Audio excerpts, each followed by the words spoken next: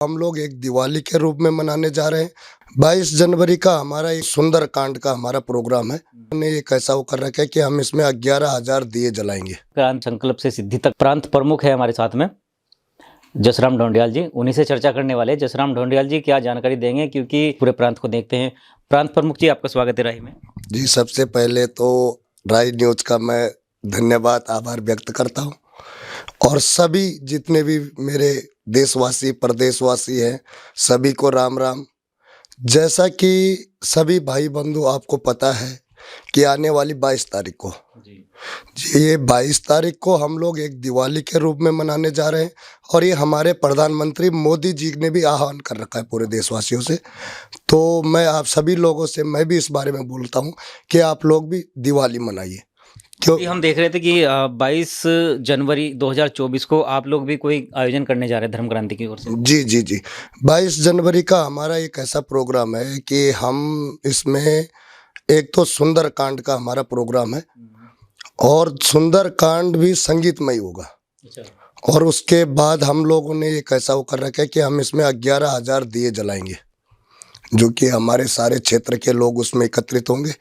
और उसके बाद हमारा एक भंडारे का भी छोटा सा, वैसे हम करने वाले कोई नहीं हो तो वही जो राम रचे, और ये भगवान प्रभु राम की ऐसी इच्छा है। हम तो एक निमित्त मात्र हैं, वो चाहते हैं कि हम उनका नाम से सुंदरकांड करवा रहे हैं और उन्हीं के नाम से ही हमने भंडारा भी रखा हुआ है। तो उम्मीद है कि सारे लोग पहुंचेंगे उसमें, है ना। ये जो भंडारे का आयोजन है कहाँ पर रहेगा और ये समय इसका क्या रहेगा? समय इसका वैसे उस दिन हमारे पास 2-3 प्रोग्राम है। तो एक तो रुड़की में है, एक देहरादून में है और एक हरिद्वार में है। मैं तो फिर वही बात हो गई कि मैं वाली बात आ गई, लेकिन मैं इसमें खाली निमित्त मात्र हूँ और करने वाले कराने वाले भगवान प्रभु राम है। तो ये अभी हरिद्वार का और उसका तो यहाँ पे क्या होगा, लेकिन रुड़की में जो है हम लोग भारत कॉलोनी में करने वाले हैं। अभी ग्राउंड भी हमने थोड़ा 2-3 जगह देख रखी, उसके लिए जैसा ही सेलेक्ट होगा हम आपको बता देंगे। और उसमें हम लोग बहुत, जैसे मैंने अभी बताया कि 11,000 दिए भी जलाएंगे और उसके बाद एक छोटा सा भंडारे का प्रोग्राम भी है। वो भी प्रभु राम की इच्छा है और हम भी ये चाहते कि ज़्यादा से ज़्यादा लोग इसमें आए और भगवान प्रभु राम के रस में ऐसे हो जाए, डूब जाए। कोशिश है कि एक बढ़िया संगीत, एक बढ़िया प्रोग्राम दिव्य और भव्य, जैसा कि हम लोग करके आए हैं, पहले भी करके आए हैं और फिर हम करते, फिर वही आके हम नहीं कर रहे हैं, जो भी कर रहे हैं भगवान राम जैसी उनकी इच्छा है वैसे। राम जी, आपके तो नाम में भी राम है, तो राम जी के बारे में क्या कहें? राम जी के बारे में तो जितना बोलो उतना कम है। और शायद राम जी ही एक ऐसे हमारे हिंदू समाज से और हमारे धर्म से, हिंदू समाज भी क्या सनातन में उसमें सारे ही हैं, सिख और ये सारे जो भी भाई हमारे सभी राम जी के बारे में जानते हैं। एक मर्यादा में रह के किस तरह से उन्होंने अपने जीवन का, एक साधारण पुरुष किस तरह से अपने जीवन को व्यतीत करता है वो हमको सिखाए। रामायण काल का आप जन्म से लेकर और जब भगवान राम सरयू नदी में समाहित हुए थे वहाँ तक पूरे जीवन काल में आप किसी भी घटना को लीजिए, आपको हर घटना में जो है कुछ ना कुछ सीख छुपी हुई है और वो सीख मिलती है। भाई भाई का प्रेम, परिवार के साथ कैसे रहना है, पिताजी के कहने से राजगद्दी छोड़ देने, त्याग किसे कहते हैं, मतलब हर चीज़ जो है वो भगवान श्री राम है, इसीलिए वो मर्यादा पुरुषोत्तम बने और हम सभी के आदर्श भी है।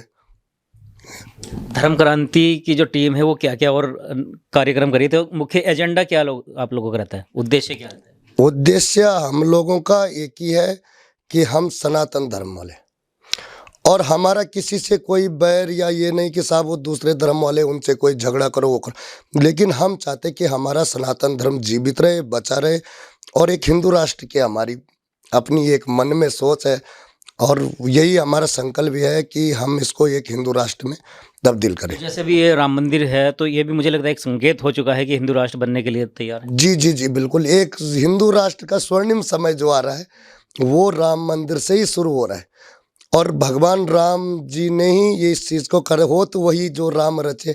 तो भगवान राम ने खुद ही अपना संकेत, जिस तरह से वो 500 सालों से एक टेंट में रह रहे थे और आज दिव्य और भव्य दरबार उनका सज रहा है, तो ये शुभ संकेत है हम लोगों के लिए। और इस विषय पे खैर अभी ज़्यादा बोलना भी ठीक नहीं हिंदू राष्ट्र के बारे में भी, लेकिन फिर भी एक शुरुआत हो चुकी है। ढोंडियाल जी, क्या कारण मानते हैं आप कि श्री राम जी को टेंट में रहना पड़ा 500 साल तक? उसके लिए हमारी कुछ तो विदेशी आक्रांता होने और एक हम जो अपने सनातन धर्म को से थोड़ा, देखो हम सभी बोलते हैं गर्व से कहो हम हिंदू हैं, जी। कोई शक नहीं इसमें और वो नहीं, लेकिन हमने वो हिंदू तो खाली मुंह तक बोलने में रखा। वो जो हमारे संस्कार थे, जो हमारी शिक्षा पद्धति थी, जिस पे हमने मतलब अपने बाल बच्चों को आगे पीढ़ी को ये देना था, वो शायद मैं ये मानता हूँ कि उस समय की हमारी जो पीढ़ी थी वो ये संस्कार आगे नहीं दे पाई हम लोगों में। उसके भी कई कारण है कि एक तो सरकारें भी इसमें, हालांकि मैं कोई राजनीति वाली बात तो करूंगा नहीं, पक्ष विपक्ष हमारा राजनीति से दूर दूर तक कोई लेना देना नहीं है, तो इस बारे में तो इससे ज़्यादा नहीं बोल सकते हैं, क्योंकि ये मुद्दा कई उससे चल रहे हैं, फिर हमारी बोलने से वो कई बातें वो हो जाती है, आक्रामकता फैल जाती है। तो अभी ये नहीं, अभी सबके लिए यही है कि शुभ संकेत है। ढोंडियाल जी, क्या संदेश रहेगा, क्योंकि हम बात करें अंग्रेजी कैलेंडर की, तो नववर्ष 2024 भी चल रहा है, हिंदू कैलेंडर के हिसाब से चलेगा तो बाद में चलेगा, तो क्या संदेश देंगे जो हमारे यूथ है, छात्र छात्राएं हैं, उनको किस तरह से धर्म संस्कृति से जोड़ेंगे आप? उसके लिए छात्र छात्राओं को तो बाद में करेंगे, लेकिन मैं पहले खुद माता पिताओं को इसमें दोषी मानता हूँ, जो मेरी अपनी पर्सनल राय है, और कहीं ना कहीं ये हर कोई इस बात को मानेगा।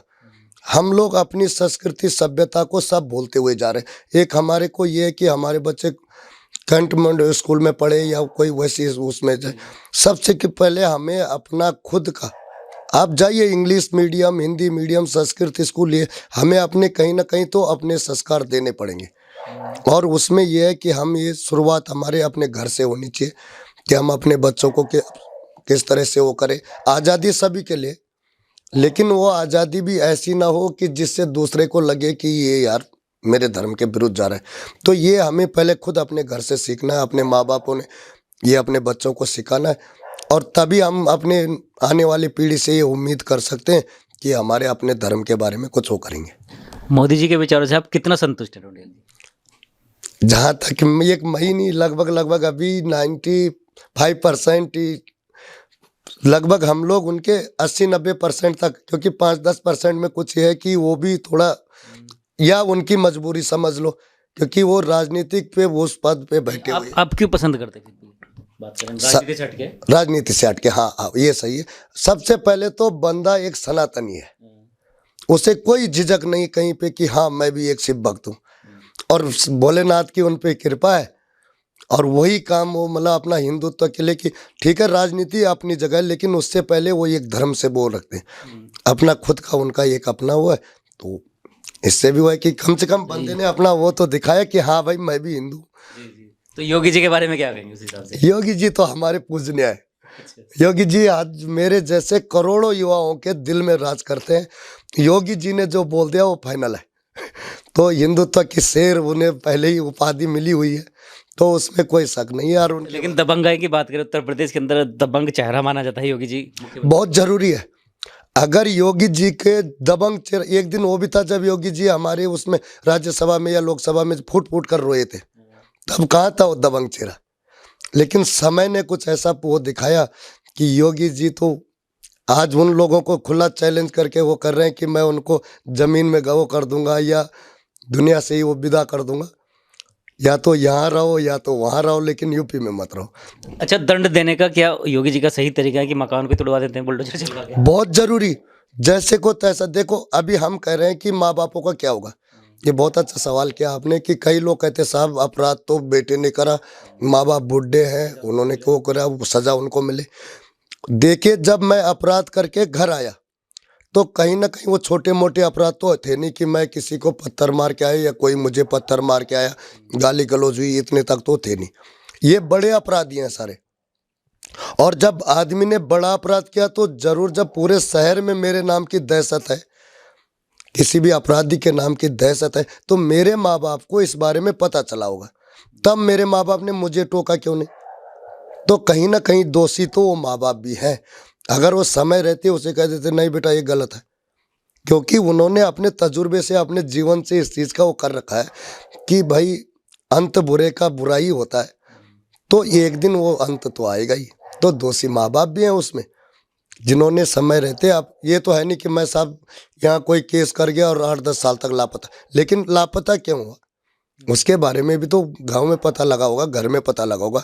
आज कोई भू माफिया बना हुआ है, कोई किसी चीज़ का माफिया, तो ये चीज़ें तो स्वाभाविक है कि अगर मेरे बेटे ने कुछ करा है तो सजा माँ बाप को ही भुगतनी पड़ेगी, उनको भी भुगतनी पड़ेगी। अगर आपको भी अच्छी लगती है जानकारी तो आप कमेंट जरूर कीजिएगा।